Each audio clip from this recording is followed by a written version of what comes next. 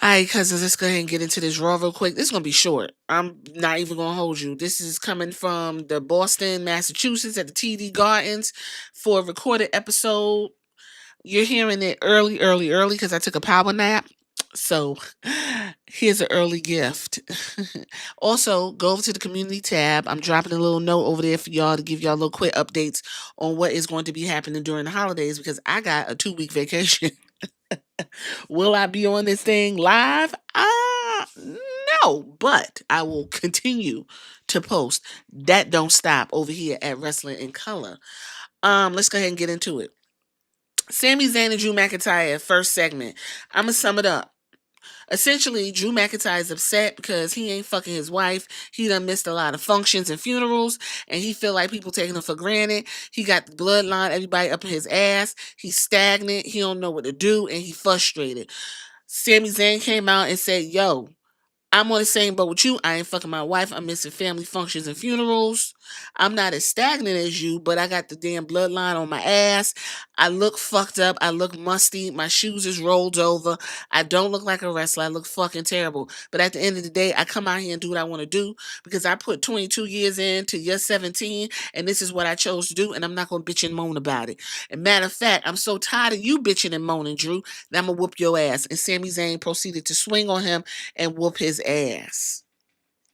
And that was the segment. Okay. Then we got Adam Pearce. Jay came out and clothesline Drew McIntyre. Jay came out in his hot pink, and he had a hot pink bandana on, and he drew a clothesline Drew McIntyre. Take out that segment. There you go. Then we got Adam Pearce back there going in on the stud line because Sonya thought she was smart and was going to take out Kyrie Sane down to the backstage area, breaking up her hand. Adam Pearce said, "You know what, bitch? You thought you was gonna pull that butch shit around here? Well, I'm the biggest butch on the block, and guess what? Io Sky will be taking Kyrie's same place. Please get the fuck out my face." Then we went to the first match, was Io Sky versus Natalia versus Alba Fire. Child, where the fuck did they find Alba Fire at? I don't even know. Must have got her out of a cauldron. Either way, Natalia did her big thing. She did a double sharpshooter, still lost the match to Io Sky. And guess what? Didn't nobody give a fuck. This show was real cut, chopped and screwed, real weird. Then we went into the Judgment Day back at the orgy. Everybody's upset because again, Finn Balor ain't getting his shit waxed. You got that big head ass motherfucker sitting over there wanting to play video games. You got old Doofy back there with the playing with his apple, ain't contributing shit. Then you got big for nothing Raquel Rodriguez, loser, laid up there like a lackey. And then you got Liv and Dominic Mysterio, I guess, waiting for everybody to leave so they could fuck. All of them usually be in that clubhouse boning, but for some reason everybody's upset. Finn Balor didn't want to talk to Liv, so he got somebody relaying the message to Liv. Liv told Raquel Rodriguez to relay the message to Finn Balor. Basically Dominic was like, "Y'all two acting like bitches. I'm about to walk out here and get me a match with Damian Priest again because we in a fucking vortex." Okay, there you go. Then Sami Zayn was backstage with Jey Uso, basically saying, "I'm glad you back. I thought you was fucked up." Jay was like, "Nah, I was actually piping down my wife, something you and Drew and the sex clubhouse ain't doing with y'all wives. So I feel good." Sammy was like, "Cool." Jay was like, "Well, let me get at Drew McIntyre because you look like shit." Sammy was like, "Nah, I want to get at Drew McIntyre. You wait your turn." They did their little handshake, yeet, yeet. And then he was like, "Yeet." And then Sammy was like, "What's that? What's a yeet?" Then we got a recap of the Netflix kickoff event from the WWE headquarters. I actually watched it secondhand.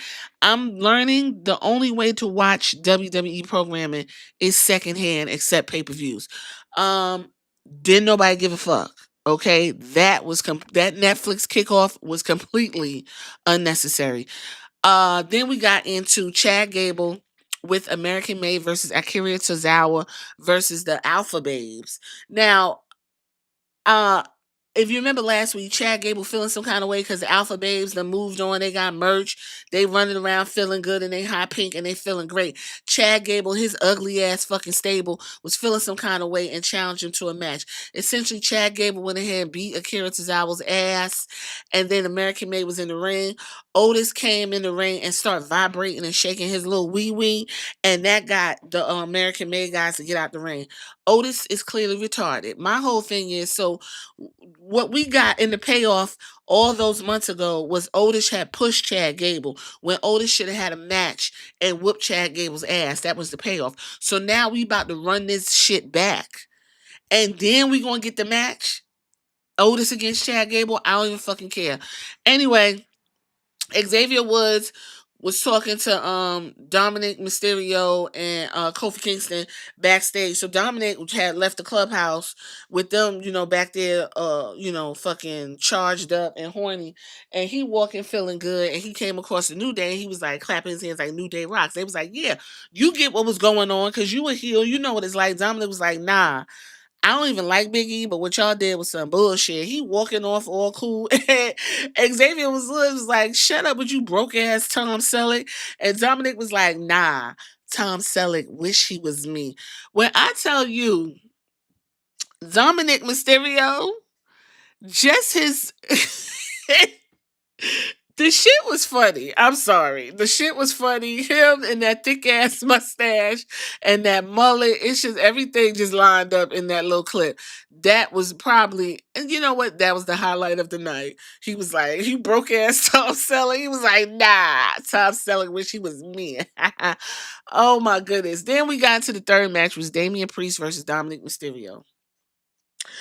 The usual. If you seen the Damian Priest, Dominic Mysterio Judgment Day Vortex, you got the usual shit. This time, for whatever reason, what's that group called? The War Raiders came out with the save, and everybody stood tall in the ring, and they don't have nothing for the War Raiders. They just gave them the belts. So there's that. So Damian Priest won via disqualification. There's Seth Rollins. Yeah, Seth Rollins. Because all he do is whine, wham. So yeah, Seth Rollins was down there taking a sit-down interview with Jackie Redmond in a fantastic, sparkly situation. I like his clothes. But I'm gonna have to be honest with you, I don't give a fuck about none of this. The same shit Seth Rollins is still going on and on about. Basically, CM Punk left. He didn't. He tired. He want to whip his ass. I don't know if Seth Rollins understands that he is a perpetual number two in this company. Seth Rollins, even with the biggest title, will never be number one. He is a perpetual number two. And I'm beginning to realize that Seth is comfortable as a number two. And I don't know if that's merit. I don't know if that's good. I don't know if that's great. He's a fantastic wrestler. I enjoy him when he's working. But in terms of character progression and where he should be, Seth Rollins should be way more ahead than he is. So this whole CM Punk shit, when CM Punk came back down to the other pay-per-view, that's when you should have pulled the trigger on this. Now here we are a whole year removed, and you want to try to get something bubbling with this. I don't even care. You got this young ass Seth Rollins about to try to, supposed to be grappling with this dry. Listen, he tired. Okay, Uncle Phil is tired. That's it. What you're going to get is a good back and forth, but for the most part, that match, listen, you want to see a tired Uncle Phil, that's what we finna get. Down to the Netflix on January 6th. And no, it ain't main event. The fuck? Then we got some terrible shit took place. The Miz versus the Final Testament, with the Final Testament versus Dexter Lumis and the Y6. Child, them people, only reason why they get excited is because the lights go out and they can turn the light on their phone. Them folks didn't give a fuck about no damn Dexter Lumis. And every time the Final Testament is anywhere near the screen, my ass itch. The Miz has absolutely nothing in terms of interest to give nobody. This match was a bunch of bullshit, and I'm tired of it. Okay, the Y6, I think I sang their funeral. I think I'm going to take time to eulogize the Final Testament. It's so hard to say goodbye to the Final Testament.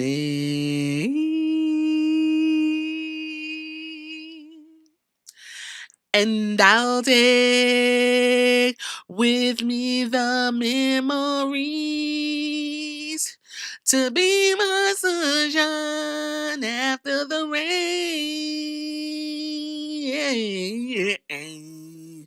It's so hard to say goodbye to the Final Testament.